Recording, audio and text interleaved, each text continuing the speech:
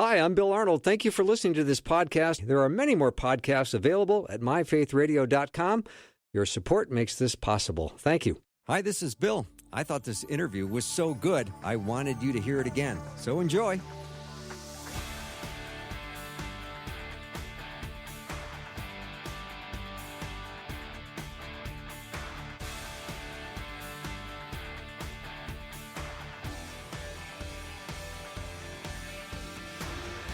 And a warm welcome to the afternoon show. I'm Bill Arnold, and I am more excited than usual today because I love the book of Esther. And I'm going to study it today with my friend and Hebrew scholar, Dr. Rebecca Rhee. When it comes to going into the text, there's few people that can dig into the Hebrew like she can.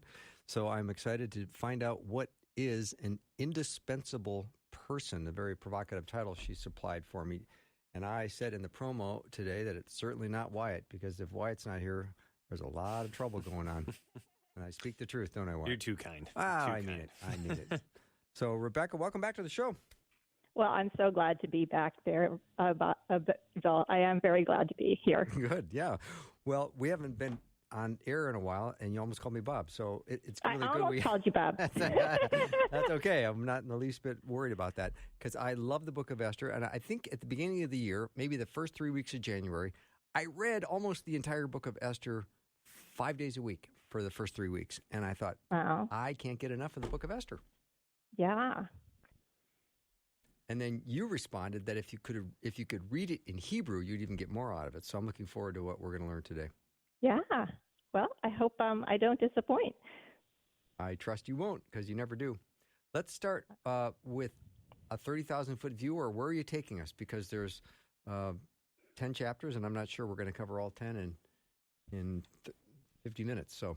Yep. So there are 10 chapters to the book of Esther, and I am going to take you probably to the most well-known conversation that's from the book, when Esther and her uncle Mordecai send messengers back and forth when they first learn that the Jews are about to be exterminated in the Persian kingdom. And he basically says, you know, you're chosen to be an instrument of God in this, to save your people. And she is apprehensive about following through with that suggestion of his. So, it's more than a suggestion; it's a calling. He places a calling upon her. So we're going to really dig into that little exchange that they have to answer the question of what does it mean to be an indispensable person. All right, where are we going to pick up the text? Because I'm fascinated to know where we're going to start. So we're going to be basically in chapter 4, okay, 11 through 17. All right. And I'm reading out of the English Standard Version. Okay, sounds good. So if you want me to go ahead, I'll tell you where this question came from. Please. So I came upon this question when I was pondering the enigma of raising my special needs son. And he's 11 years old, almost 12, and he has autism. And specifically, he has practically nonverbal autism, which means he has serious verbal deficits. It's very difficult for him to talk, which makes it a lot of times hard for us to communicate with him, because it's hard for him to form words, and it's also hard for him to have a lot of motivation to speak when he wants to communicate in other ways. And also, one of the challenges we have with him is that he can become very rigid in his routines. So, it's nice if you can provide the same expectation, meet those expectations every day the same way. But life isn't like that. Sometimes you show up at a place and what's supposed to be there isn't there. And so he has a hard time switching to plan B. So that can be another challenge. So I thank God that besides being, verbally challenged and rigid in his routines, he also happens to be a very joyful child, which I believe is largely because his mom and dad try really hard to use every resource available to help him grow and feel secure in his life. We simply don't quit. And God has provided us with a lot of resources at hand to help us help him. But this is something I think that happens to a lot of special needs parents because they have to become such students of their children's ways. They inevitably think, what if something happens to me? How would my child, who has all these very specific things attached to him or her, how would my child survive without me? And I realized for myself that it was a paradox because on the one hand, I believe God put me in my son's life because I am the exact right woman on this planet to be his mother. Mm-hmm. But on the other hand, I have to believe that if something were to happen to me, my sovereign God would provide for my son, giving him all the things my husband and I pray for at night. So it's a paradox. I'm both indispensable and not indispensable. And how do I wrestle with that enigma? If I don't believe in the first truth, that I'm the exact right person. If I don't believe in that truth, then I have no motivation to keep working so hard at raising my son. It's my unique calling placed upon me by God. But if I don't believe the second truth, that I'm replaceable, then there would be no resting place for my heart. I would just live in constant fear of my son being left to fend for himself if I get taken out of the picture for some reason. Mm-hmm. So, it is a quandary. And today we're going to be looking at Queen Esther's story because she's an interesting figure because she also wrestles with the paradox of being indispensable, but not necessarily for the reasons we may think.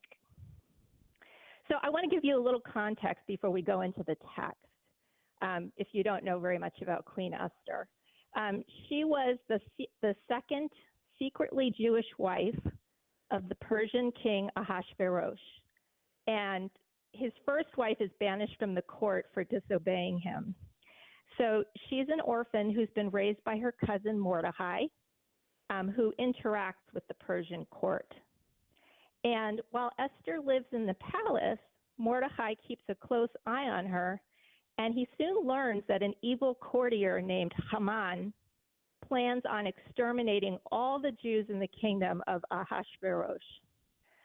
Haman bribes the king into doing it, and a date is fixed when the genocide will occur.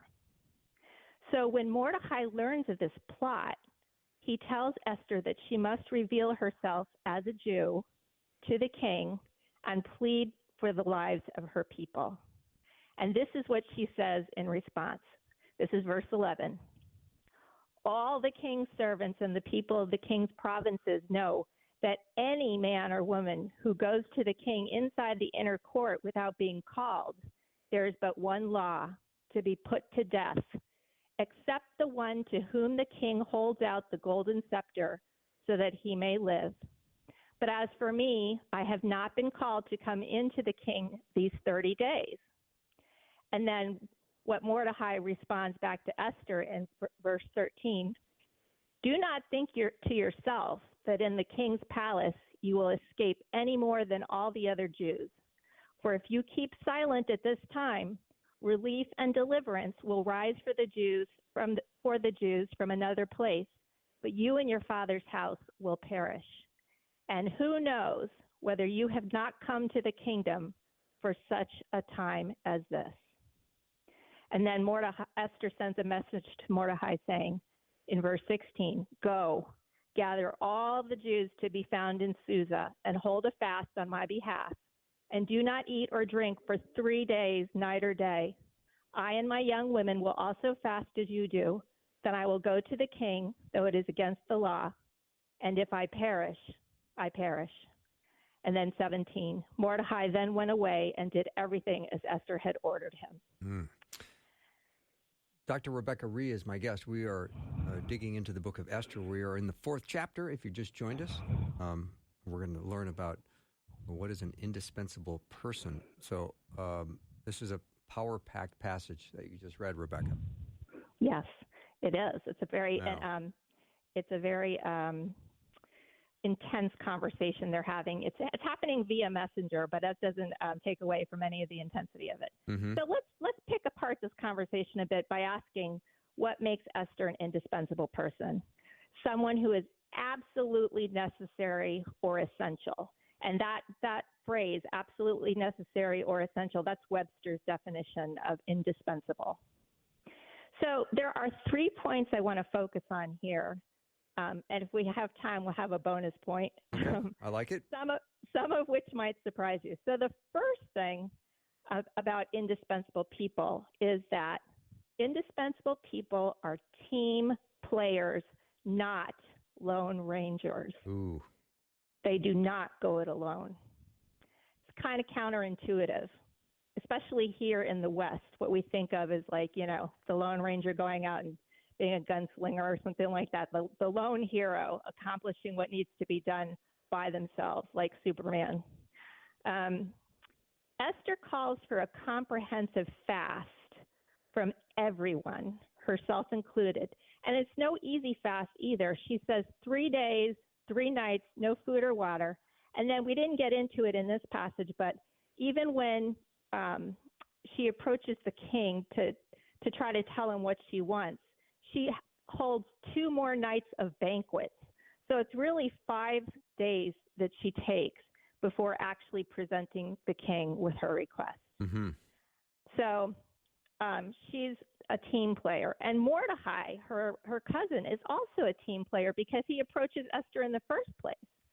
And he tells her his perspective is a team player perspective because he says, if you forego your obligation, help for the Jews will rise from another place, meaning God's going to see to this in another way with another person or people.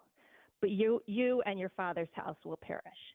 So in other words, it's a terribly risky thing to say no to God's calling to preserve yourself from harm. You can't say no without someone or something perishing. And my own experience in this in life was that in the end, there is no hiding from what God has called you to do. And that what I have found is sometimes even when you say yes to what God has called you to do, there's still some perishing that happens because we have to surrender again and again on a deeper and deeper level to that which we have been called to do. Sometimes that surrender keeps on happening like the layers of an onion. You go deeper and deeper and deeper, and you have to keep letting go and letting certain things die to yourself as you're entering this process of obedience. So what perished for us, my husband and me, as we entered into this calling to raise our special needs son, was the sky's the limit. Because, when he was our first child, he was a baby. He was very precocious. There were no signs that there was any issue there. He was walking. He was laughing. He was so sociable. We had all these dreams for him of what he would grow up to be. Would there be another child after him? Just many, many dreams that we had. And when we received the diagnosis, all that came into question, especially when it became apparent that he couldn't speak like the difference between an individual who can speak and their future is very different from an individual who cannot speak and their future. Mm-hmm. So you better believe in my life, I have to be a team player because there is a circle of individuals around me that God has provided that I can call on. It's like my hotline of people that I call when something takes, a wrong turn with my son because I can't do this alone. He requires many services. And luckily I live in a town where he gets speech and occupational and all sorts of services, but it really does take a village. You have to be a team player. I like that point very much. You have to be a team player. That is something that is counterintuitive to many. They always think that I've got to do this on my own, and this is good wisdom. We're going to take a little break. Dr. Rebecca Rhee is my guest. We are in the book of Esther, chapter 4. We're looking at verses 11 through 17. We'll be right back with lots more. This is Susie Larson, host of Susie Larson Live. Maybe you have a loved one that you've been praying for years, and they still haven't trusted Jesus. Or maybe you have a loved one who once had a vibrant faith, but has since walked away. If this is true for you, know this: you're not alone. God sees you, He loves you, and He knows about the heartache you feel. And we care about it too. I've recorded 15 audio clips to encourage your soul. Text the word heart to 877-933-2484. Head over to Esther chapter 4. I'm with Dr. Rebecca Rhee, and we're looking at verses 11 through 17. And Rebecca, I love the first point you've made. You don't do it alone. Yep. And by the way, it's really important to note that Jesus did not go it alone either. He's probably the only person on this planet who can claim that he was truly indispensable. And he chose to have 12 disciples. And even amongst those 12, he had a very inner circle amongst them. So even the Son of God, the only true indispensable person, Good point. had a team. Yeah. So I want to move to the second point, which is indispensable people show restraint. And also, this is a little counterintuitive because you think, that person just inherently knows what to do and jumps in and saves the day, right? But they show restraint despite the urgency of the situation they might be in. They have a sense of wise timing. Now, according to this story, Esther restrains herself from running pell-mell into the crisis by leaving room for a prepared response. She wants to give a prepared response to this situation. And specifically, she wants to give God room to respond by calling that 3-day fast. Because that 3-day fast wasn't just some sort of cultural ritual. That was her hotline to God. And even though we could talk about this later, but even though the name of God does not show up anywhere in the book of Esther, we can infer that 3-day fast had everything to do with God. She was leaving God room to move. And she also calls that 2-day banquet I told you about before confessing her request to the king. And, it's a tricky balance addressing a dire situation in a timely manner. Like when I see a behavior in my son that's either dangerous or improper, I have to address it quickly, but I also don't want to be reckless and make it worse. And I remember one time my son has a terrible allergy to peanuts. It's like, it's severe. And I sent him to summer camp, and by accident, one of the kids brought a peanut butter sandwich and was running around thinking it was funny to try to smear the peanut butter on the kids. And luckily, my son's caretaker got him out of the situation. But I knew I had to call the director of the camp because that's pretty standard not to have nuts at children's events and activities. And I was really, really angry. I was just because, it was my son's safety at stake. And I was about to, part of me just wanted to let loose on her. But it was the intervention of the Holy Spirit. I really believe this is so. Because when I got on the phone with her, I just said, something in me said, make her an ally, not an adversary. So I just said, what can we do together to make this situation better? So we brainstormed some ideas. And then she said to me something that just knocked my socks off, which she said, most parents would have just yelled at me. Wow. Which I had been just ready to do myself. Mm-hmm. So we want a prepared response. We don't want to make the situation worse by being reckless. And that's something that indispensable people know. They know to show restraint. And for believers specifically, this is where prayer comes in. You have to ask yourself, is your first response in a crisis to fall on your knees and ask for God's help? Or do you dive in head first because you're so upset about it?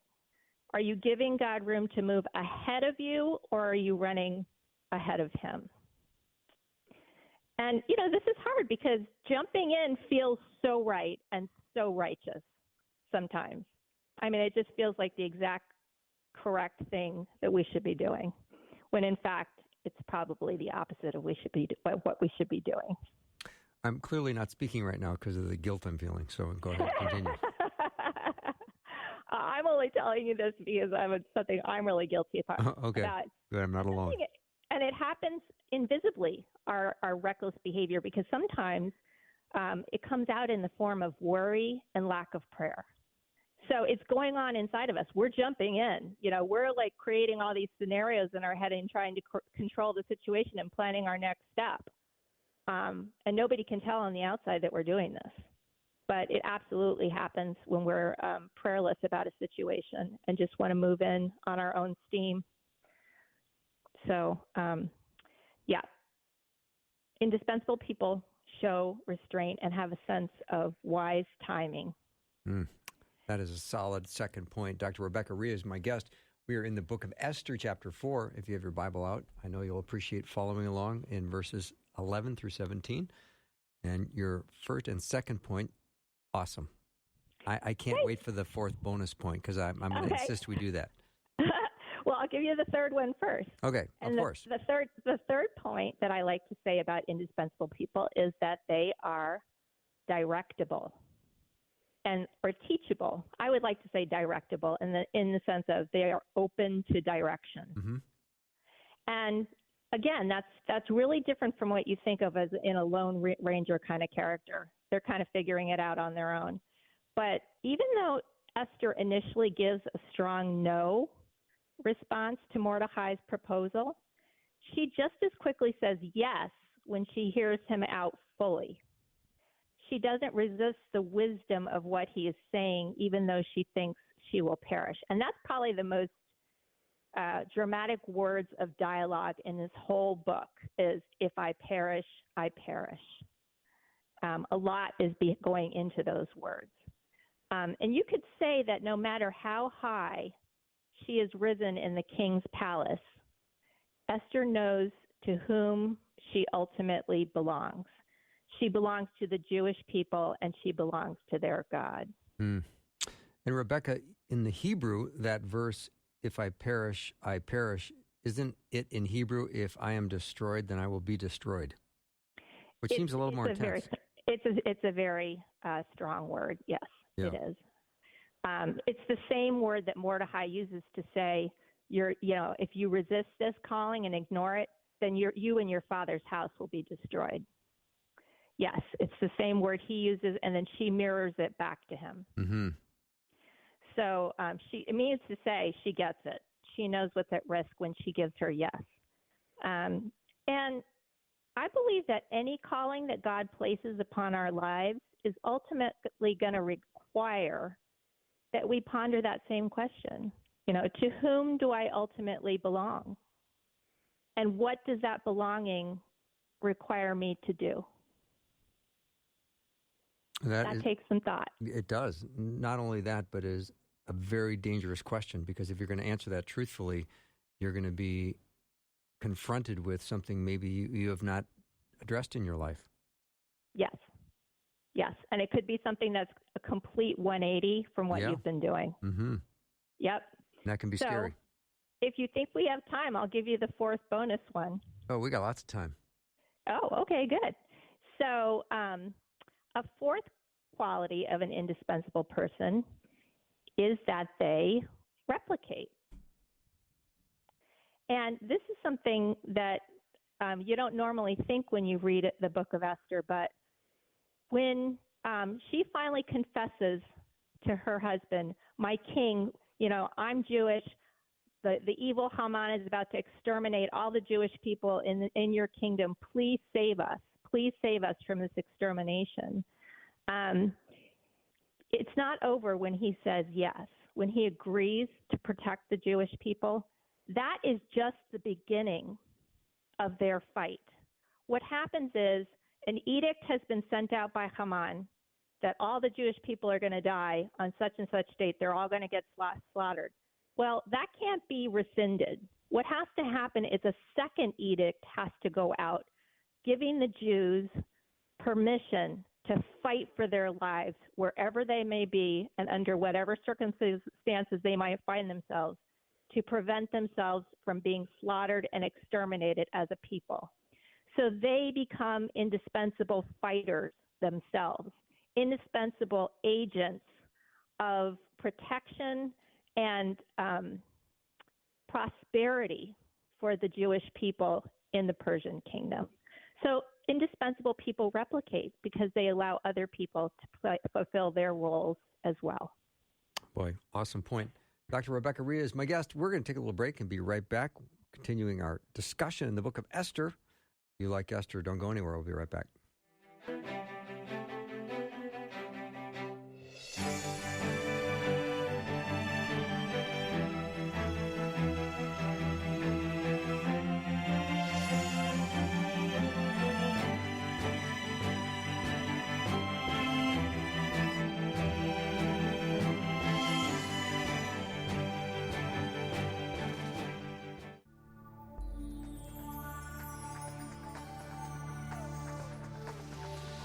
It's the afternoon show with Bill Arnold. Prime time, drive time. Let's get it started. Jump in your car. Yeah. What's for dinner? It's the afternoon show with Bill Arnold. Welcome to the show. If you just joined me, we're with Rebecca Rhee. We're talking about the book of Esther, specifically in chapter 4. We've been looking at verses 11 to 17. And just to give you a little bit of background on Rebecca, she does read in the Hebrew, and she pronounces the names correctly in the Hebrew. So when you hear things like Mordecai, we're probably used to saying Mordecai. And if you hear Haman, we're probably used to saying Haman. So not to confuse people, but I appreciate when things get pronounced correctly, Rebecca. So credit to you on that. Oh, thank you. Well, mine is not always 100% right, but I hope I got that much right. Yeah. And do you say Vashti or Vashti? Vashti. Vashti. Okay, good. I want to know that for sure. All right, let's just go through a review of our 4 points, Sure. And then maybe we'll do some cleanup, and then I got a bunch of questions for you on Esther. Sure. Well, and I want to give a little bit of relief to listeners out there who might be freaking out right now about their own calling.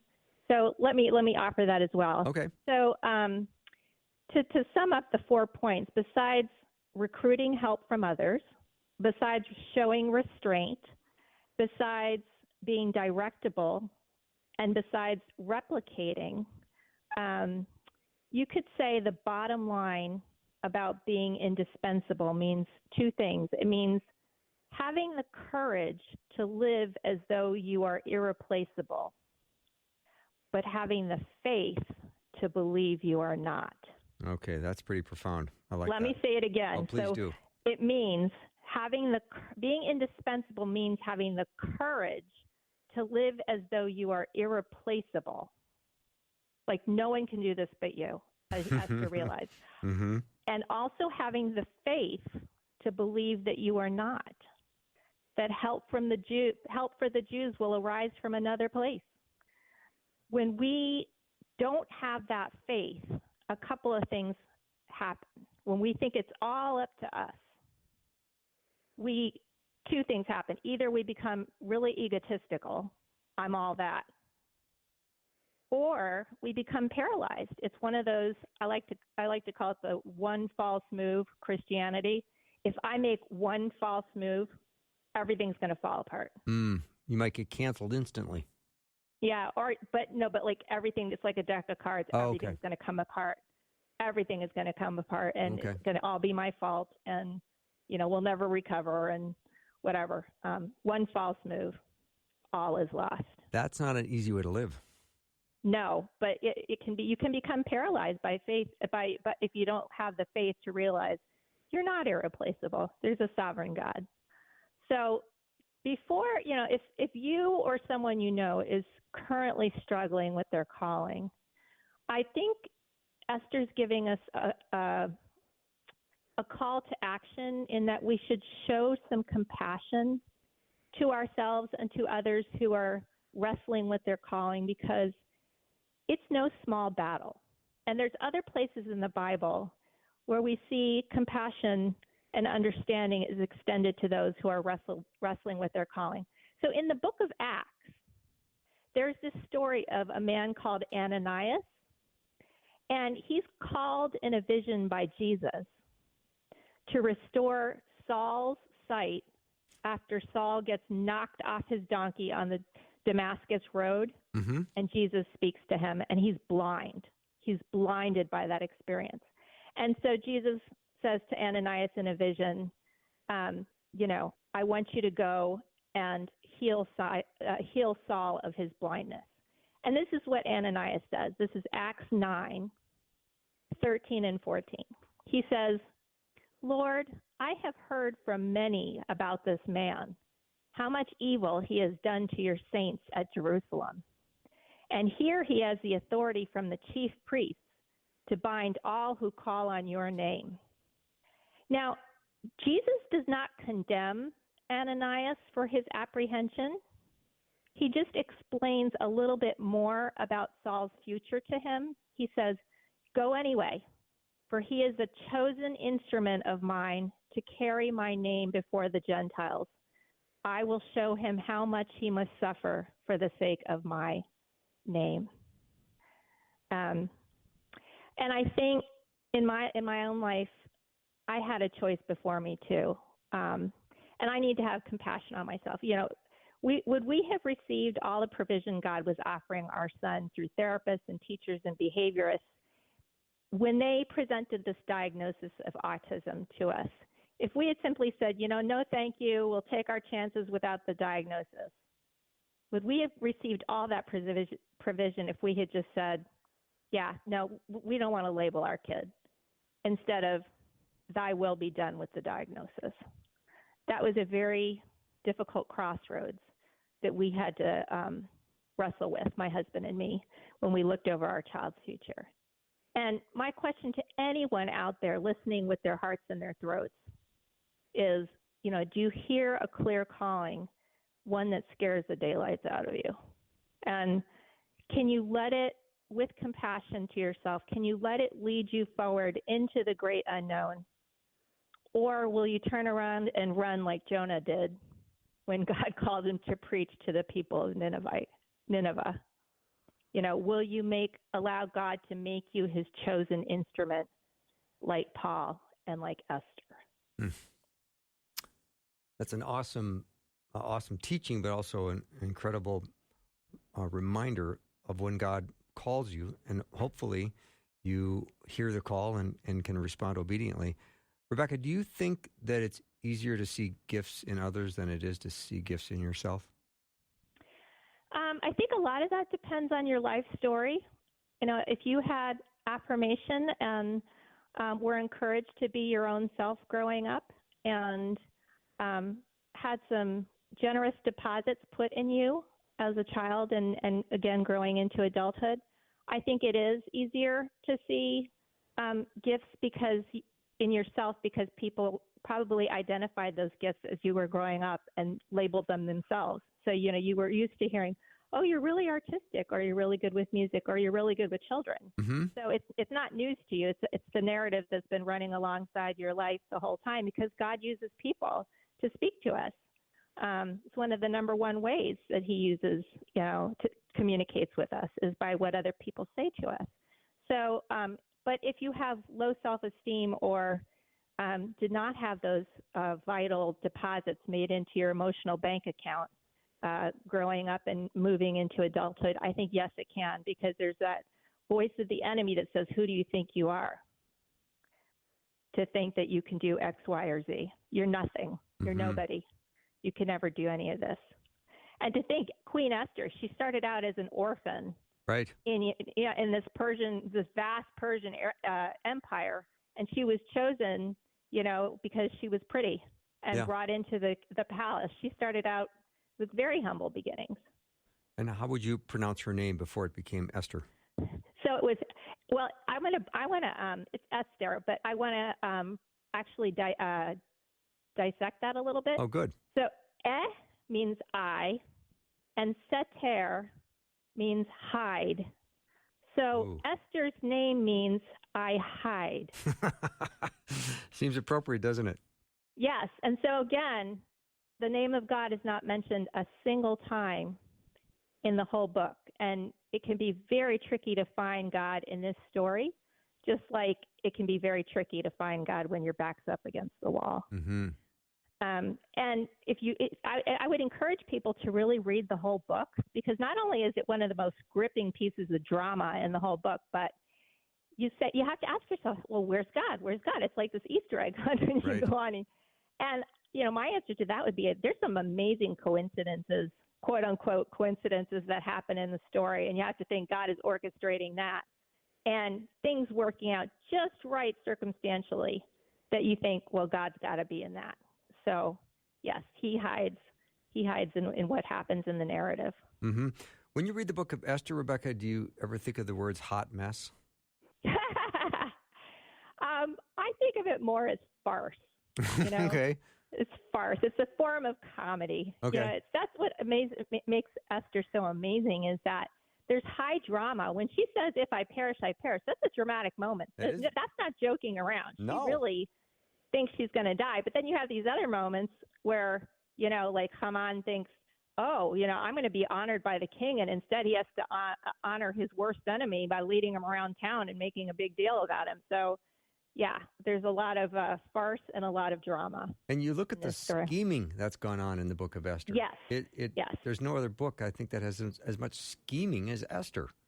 Yes, you're absolutely right about that. That's why it's such a pleasure to read. And, did you know that there's a second definition to the word indispensable? We know the first one, which is usually, being absolutely necessary. That's the first definition. Okay, what's the second one? The second one is something not subject to being set aside or neglected. As in the sentence, this is an indispensable obligation, meaning you cannot ignore or disregard this obligation.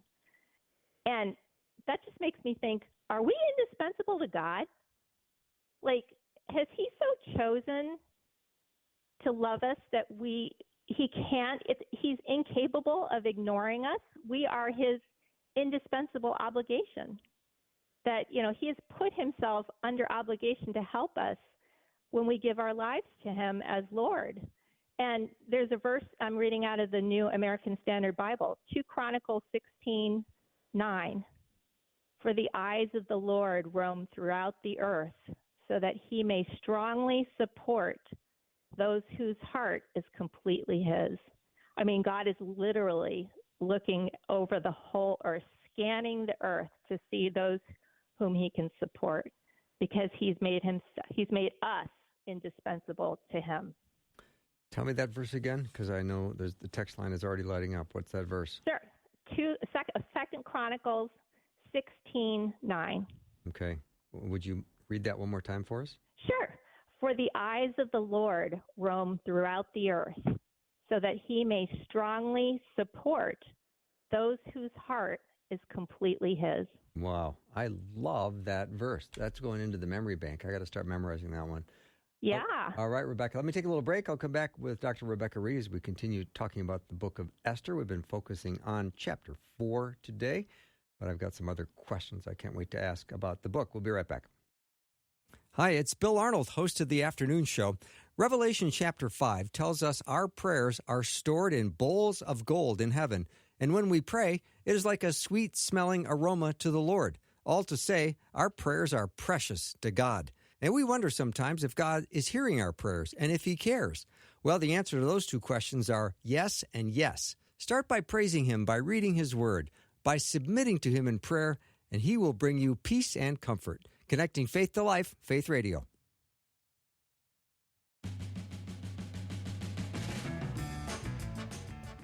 I'm back with Dr. Rebecca Rhee. We're talking about the book of Esther. And if you haven't read Esther in a while, I do recommend getting it out. It's an incredible, gripping 10-chapter book, and you will not be able to stop reading it, especially after this conversation today, because it will add some great context when you get to chapter 4, as we have focused on 11 through 17 today. Rebecca, I'm just curious. I mean, first of all, as the book of Esther starts out, it seems like the king is kind of got a penchant for hospitality and partying. Have you ever gone to a party that's lasted 180 days? I'm not sure I want to do anything for 180 days. That's right. Yeah, it's he comes out as a very interesting character because he's easily persuadable. I Yes, mean, when he the is. when the evil Haman comes up and says, let's destroy all the Jews, he says, sure, let's do that. And then when Esther says, don't let him destroy all the Jews, he's like, sure, let's do that. Yeah. But Esther is the one that really sets him straight and gives him solid ground beneath his feet, which just goes to show what a good woman can do for a good man. Mm-hmm. So, yeah. How would you talk about this story to people who don't have a familiarity with Scripture and don't trust it as God's inerrant word when you start hearing about what's going on here with the queen and he wanted her to come out because she looked so good and she refused, so she gets booted out of the palace, and then they start auditioning for a new queen, getting all these virgins and then preparing them with perfumes and finest foods, and there's all this is how you read this and you go, how is anyone getting away with this? Well, I would say that we have to, and this is for people, what I'm about to say applies to people who are familiar with the Bible as well, is that we really have to clear the stage, take all the clutter off mentally, and start from a new place and say, you know what? The Bible is about people. It's about human beings, what it means to be a human being. It's about God hovering in the background and breaking through at certain points to very human beings, and nothing is off the table. You see people being petulant and petty. Mm-hmm. You see people being jealous. You see people being very wise. It's interesting. The book is called Esther, but the last paragraph, the 10th chapter, is all about the greatness of Mordecai, her uncle. Mm-hmm. Her cousin, who rises to great heights and is kind of like a Joseph figure in the Joseph story with Pharaoh, who turned out to be number 2 to Pharaoh. This is what Mordecai becomes to Ahasuerus. He's number 2 in power. So I would say don't be the Bible is so creative and it speaks to its creator. And that's something that I really appreciated when I studied Bible with Jewish interpreters, because they were like, this is our text. We have fun with it. We turn it on its head. We turn it sideways. We look at it. We listen to the language. We hear words being repeated. We hear rhymes. We hear all kinds of things. We hear puzzles to sort out. It really encompasses so much of what it means to be fully human. So I would say, go have at it, have fun with it, because it all one way or another can speak to you quite personally in the end. Yeah. Rebecca, I would love to learn a little bit more about Mordecai because I find him to be a fascinating study in this book of Esther. What can we learn about him in the remaining couple of minutes we have left? Well, again, if Esther, shows restraint, Mordecai even more. He raised her as his own, and you almost wonder whether she got that from him, because he knows how to balance 2 different realities, 2 different dire circumstances in his hands at one time. On the one hand, it's like all the Jews are going to get slaughtered. You better do something about it. But on the other hand, I know my God's going to provide no matter what.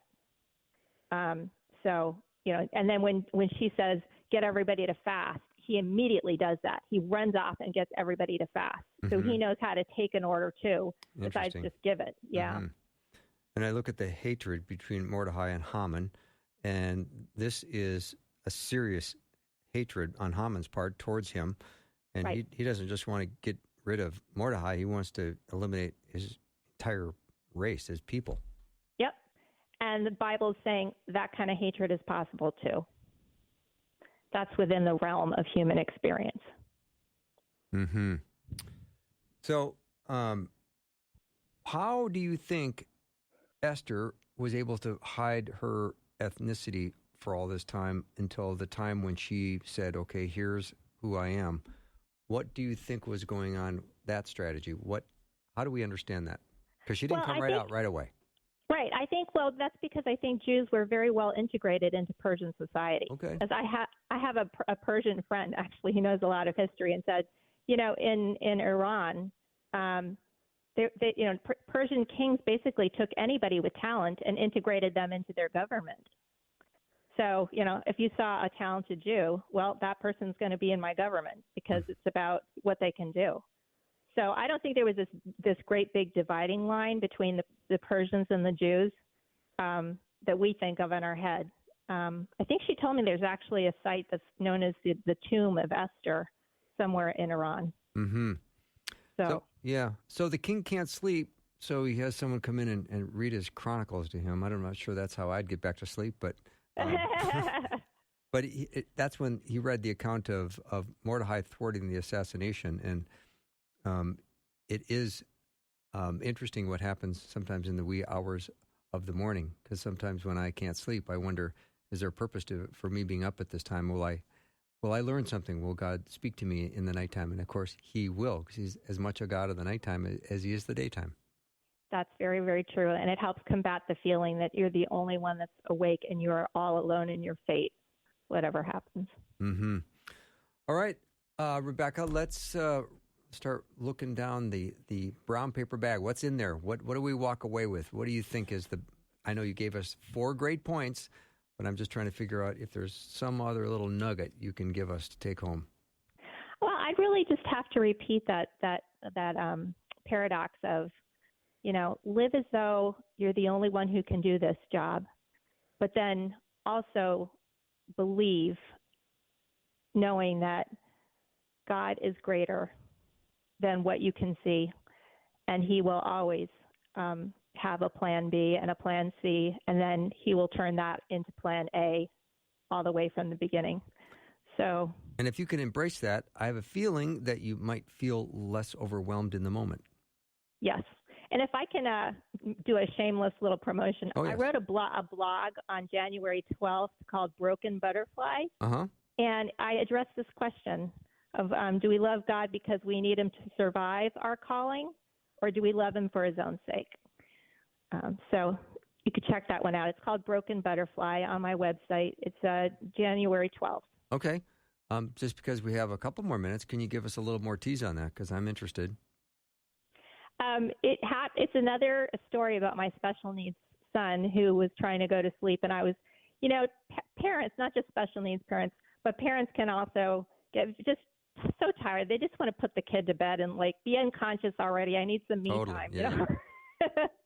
And so, he needed some special attention from him just when I was trying to get away from him. So then it became, okay, I have to do this for you. And then it made me sort of elevate the question to, am I loving God just for what He's asking me to do what I'm asking Him to do for me, just the way my son was asking me to do something for him. Is this just a transactional relationship, or is there more going on here? So that's what that is about. I love that. So, because one of the things we've discussed today is, like Esther said in verse 16, where she's willing to give it all. She goes, I'm going to go to the king, though it is against the law. If I perish, I perish. So I know there's listeners today feeling maybe confronted about their own calling, and am I going to fully surrender? Would you pray for people who might be in that place right now? Sure. So, Father, we're all in that place. We all hold that common ground.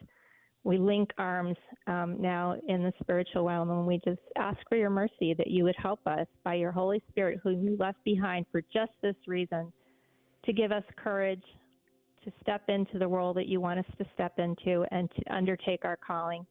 But know that we have a lot of margin for error, and there's lots of grace to help us fulfill what we will, one step at a time. We thank you for that in Jesus' name. Amen. All right, Rebecca, thank you so much once again for the great teaching and the time together. Appreciate you very much. Truly my pleasure, Bill. Thank you so much. Yeah, if you want to learn more about Rebecca or go check out that blog she was talking about called Broken Butterfly, you can head over to her website. It's RebeccaRhee.net. And she spells her last name R-H-E-E, RebeccaRhee.net. That wraps up our show for the day and for the week. Thank you for supporting Faith Radio. See you next week.